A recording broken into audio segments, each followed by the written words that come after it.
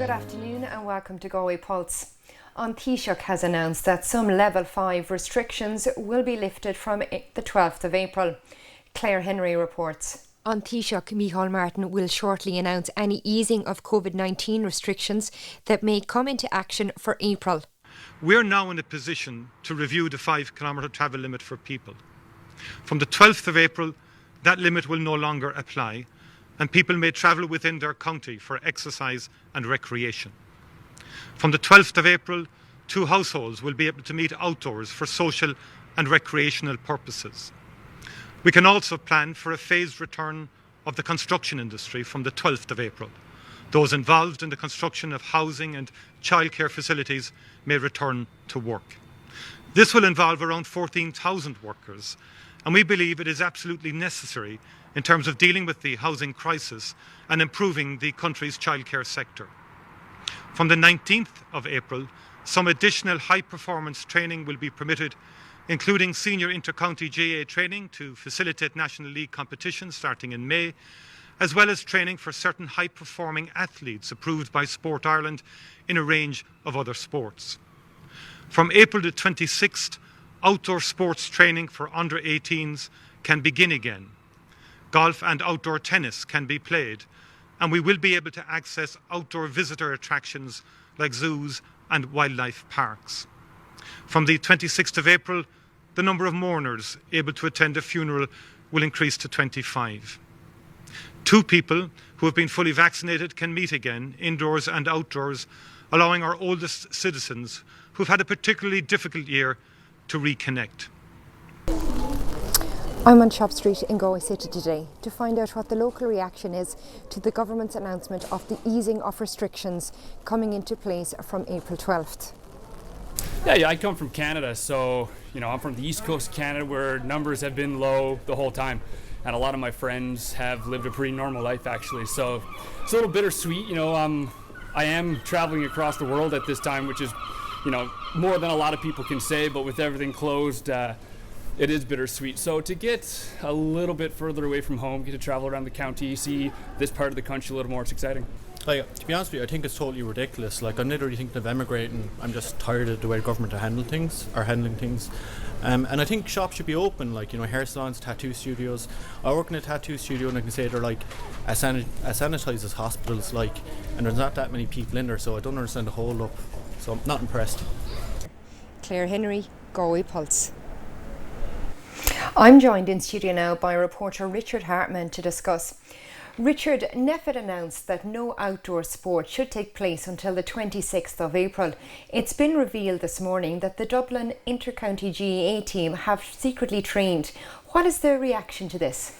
Well, this is just breaking news this morning, Claire. So as yet, we've no official response from the GAA. And there's been no comment from government sources, but there's likely to be a big backlash against this. GAA people all over the country have been obeying the rules for the past few months, and to find that a high-profile team have breached restrictions is going to upset a lot of people. Richard, will this have an impact on the easing of restrictions for GAA at a local level? I think that's something that local people all over the country in the GAA are worried about, Claire. They've really gone above and beyond to obey the rules over the past few months. And to find out that the Dublin team could be jeopardising this for everyone is going to be a huge worry.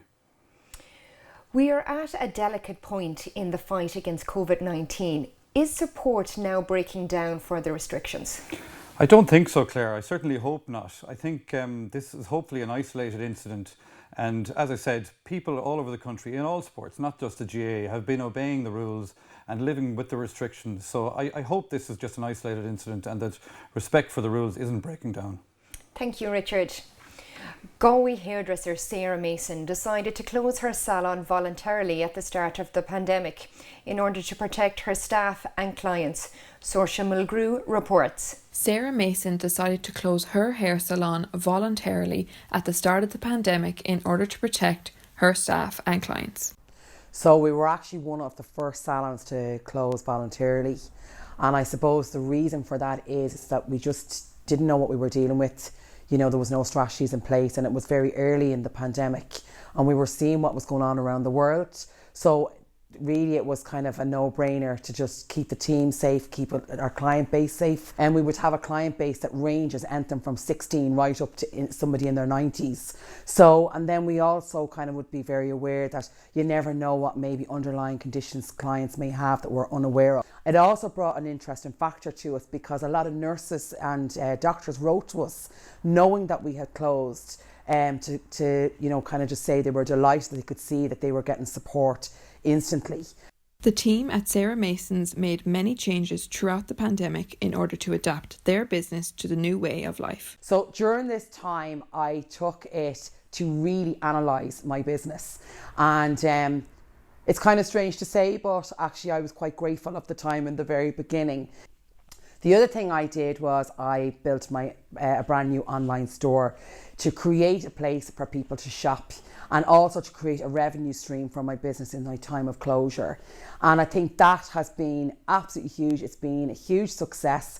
We launched it just at the start of December and it definitely has taken the sting out of being closed. Upon reopening, Sarah took several precautions to ensure that COVID-19 guidelines were followed. We put a lot in place, from dividers in the salon. The other things that would have been heightened was the measures of cleaning, and we're now steamed the salon all day long in between each client to ensure extra safety. And most of us are using obviously hand sanitizers and sanitizing products. Sarah looks forward to the future and gives advice to those who may need a pick-me-up as soon as the lockdown ends. But moving forward, I do think there will be a day when we get back. And I don't think that we are the most difficult industry. And I think for anyone out there that is struggling, you need to find a hairdresser that will give you their time and make you feel good about yourself. Saoirse Mulgrew, reporting for Galway Pulse, Galway. With restrictions easing, people are looking forward to some live sport again this summer. Richard Hartman reports on Galway United's prospects for the new season. I visited the Galway United training ground in Drum last week to ask manager John Caulfield how preparations are coming along for the new season. So I think everyone knows we've sort of trying to build a new team for this year. We brought in 12 new players. We've retained 12 from last year's squad. So effectively, we're trying to incorporate the new and the old players together. So it's a new team, and over the course of the last 6-7 weeks. We've been working very hard on the training ground. The lads have been literally training every day. I think we're playing an exciting style of football that the supporters would like to see. And Lisa Fallon was obviously a big signing, notable signing. What's she brought to the organisation this year? Yeah, well, I think like any management team, you need to have good people with you. Lisa's coming as head coach, highly qualified, a UEFA Pro licence holder, has had lots of experience from working with the Northern Ireland men's team, the Dublin Footballers men's team, with me in Cork City previously. But in the last number of years, she's been in the UK and obviously had been involved with Chelsea. So she has a wealth of experience and knowledge. You need your home ground to be the place where you get positive results. And it's not that I think that teams or the Galway teams haven't tried very hard, but for some reason over the last 4 or 5 years it seems to be a lot of times away teams have been getting an easy touch in Terryland, and we have to rectify that and make sure that we're ruthless and we have controlled aggression and the right passion to make sure that we can deliver the results and get wins at home. Look, we are where we are. We're in the first division. We've been down for a number of years. You have to get out of the division. If you get out and get up to the Premier Division, you have a chance then to compete for Europe. But at the moment, we've been down for a number of years, and I suppose I've been brought in with the management team to see can we get us up, and that's our sole focus. And we hope that we can turn the club around, and we hope that we can bring them into a successful period for the club's history. But it's talk is cheap. Very, very hard work. We're in every day trying to make the team better, trying to recruit the right players, which we think we have, trying to make sure we have a very strong local base of players, which we think we have. But it's really hard work, and the one thing about sport, there's no guarantees, and that's what's so brilliant about it.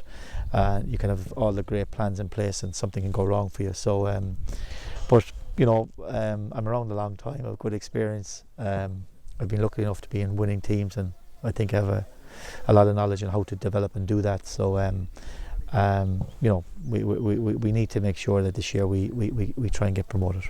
After a scoreless draw with Shelburne in their opening game last weekend, Galway United will be hoping for their first win of the campaign when they travel to play Athlone Town this Friday. For Galway Pulse, I'm Richard Hart.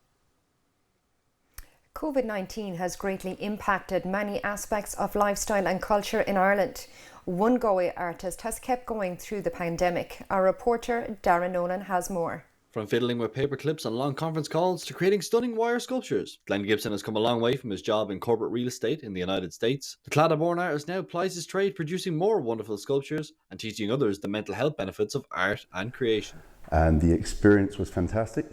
The American dream, as everyone talks about, is attainable to a degree, but then it's kind of the ladder climbing became a little obsessive, and I realized that I didn't know what wall the ladder was against. So for me, the experience was fantastic, but also very stark in revealing the truth of the hunt for money. So for me, it led to addiction. And what you see around you is the road to recovery.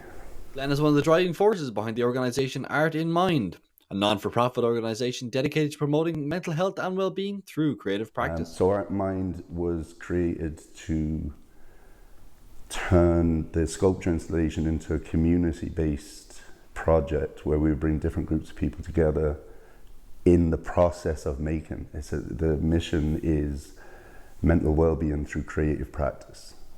And that's it, whether it's painting, drawing, music, writing, whatever it is. The classes progressed and people started to tell me how they were feeling the calming effect. Not exclusive to my work, so we have other artists ready to teach workshops as well. So it's just to fulfill the mission of Art in Mind, which is to bring people into the creative practice as much as we can. Glenn's workshops are currently operating online through the pandemic. At-home artists will be sent the necessary raw materials to participate in the class. More information about the workshops can be found on artinmind.ie, and you can find Glenn's contact information on his Instagram at Glenn Gibson Sculpture. That's all for now. Join us next time on Galway Pulse.